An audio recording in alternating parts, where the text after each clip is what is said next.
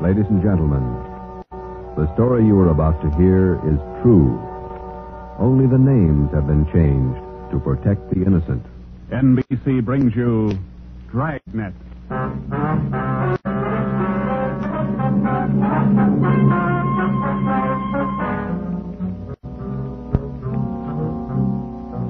You're a detective sergeant. You're assigned to robbery detail. There's a potential killer on the loose in your city. 18 women have been beaten and robbed by this man. The newspapers call him the werewolf. Your job is to get him. Dragnet, the documented drama of an actual crime, investigated and solved by the men who unrelentingly stand watch on the security of your home, your family, and your life. For the next 30 minutes, in cooperation with the Los Angeles Police Department, you will travel step by step on the side of the law through an actual case from official police files from beginning to end, from crime to punishment. Dragnet is the story of your police force in action.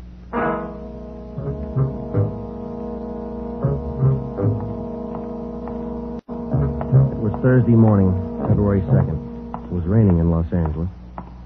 We were working the early morning watch out of robbery detail.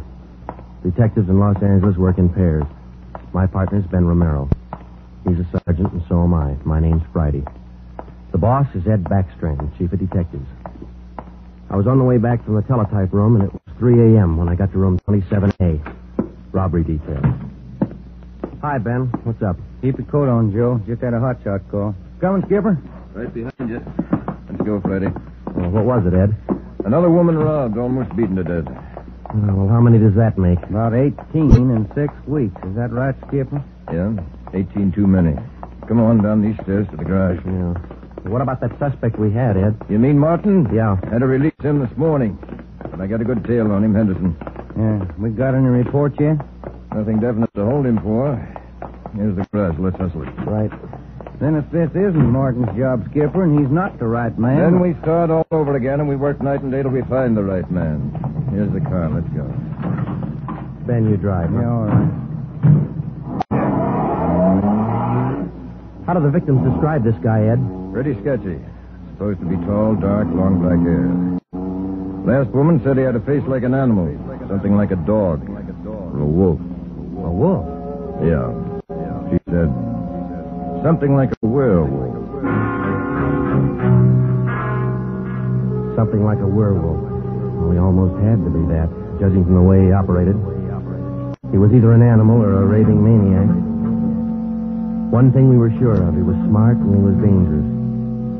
For almost 2 months, he prowled the streets in a stolen car in the early morning, usually between 3 and 5 a.m., and the victims were always lone women, most of them waitresses, coming to work or going home. He dragged them into the car, robbed them, beat them until they were unconscious, and then throw the body out into the street. That's just what we found when we pulled up to the curb near the corner of 8th and Grand. One cruiser car was already there, and so was the ambulance.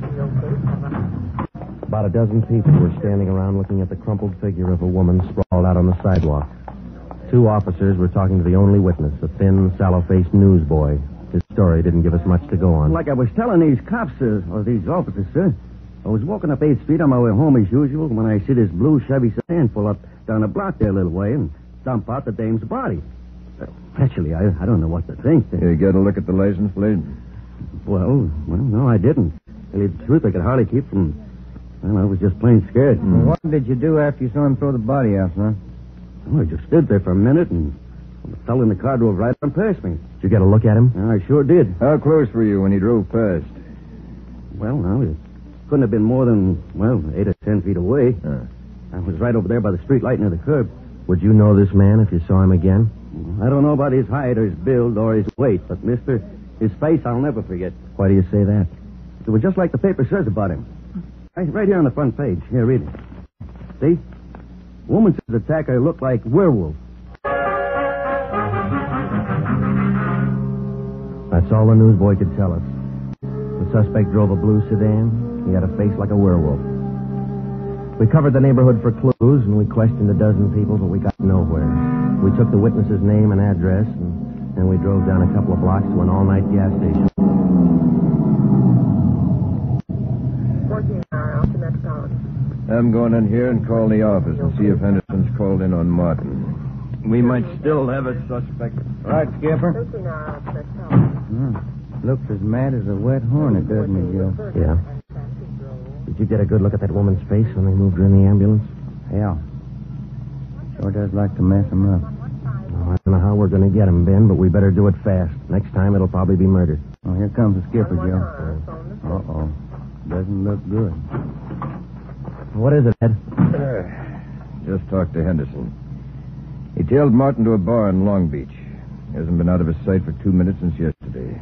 Martin's clear. And we're right back where we started. Yeah, with one more half-dead woman in the hospital. Well, how about that stolen car, Skipper? Wait a minute.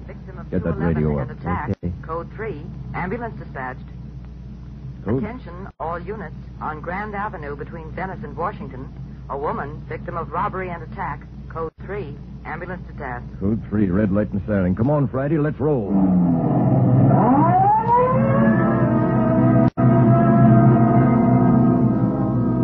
Well, we couldn't be sure, but it sounded like another one.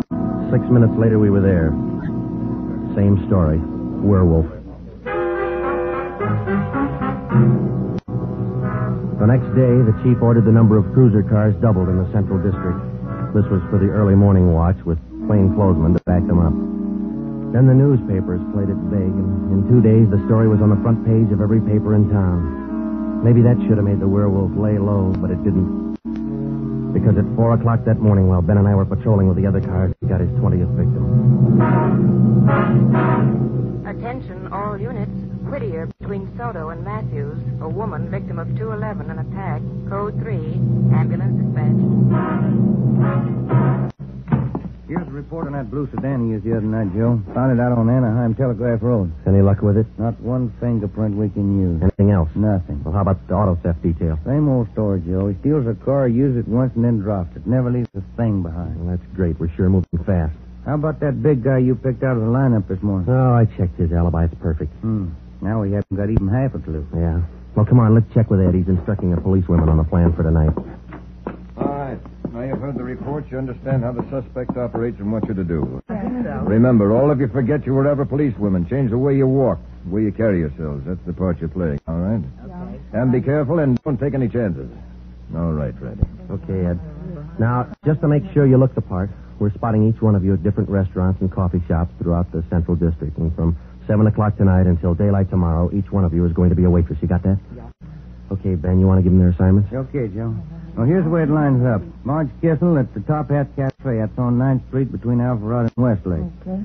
And Katie Wilkes, Joe's Coffee House, Brooklyn, Soto. Right. Pat Fielding at the all-night steakhouse on Figueroa Street between Florence. No, the trick of using decoys to lure criminals into a trap wasn't exactly new, but, well, it was just one of the old tricks that we figured might land the werewolf behind bars. At 7 that night, Ben and I made the rounds and found each of the policewomen on her job as a waitress. Well, the overall plan was simple. The girls were to leave the different restaurants between 3 and 5 a.m. that morning, pretend they were walking home. We mapped different courses for each one of them to throw out as much bait as possible and yet not to make it look suspicious. Each policewoman, from the time she left the restaurant and stepped out into the deserted streets, would be pretty much on her own. We had officers planted all along the way at designated intervals, but a big element of chance and danger was still there. All we could do was cross our fingers and hope. How much more time, Joe? Let me see. She's due in 2 minutes. Yeah. Waiting gets on your nerves. And it won't be long. This corner doorway's a pretty good lookout spot. Yeah. Wait a minute. Listen. Who is it, Joe? Can you see? Get back.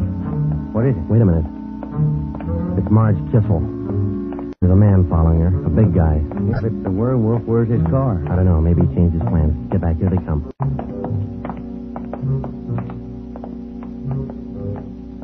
You to look at him, Joe? Oh, pretty good. Not too suspicious. Might be coincidence. Well, I got a pretty good lead. Come on, let's go. Stay back in the shadows.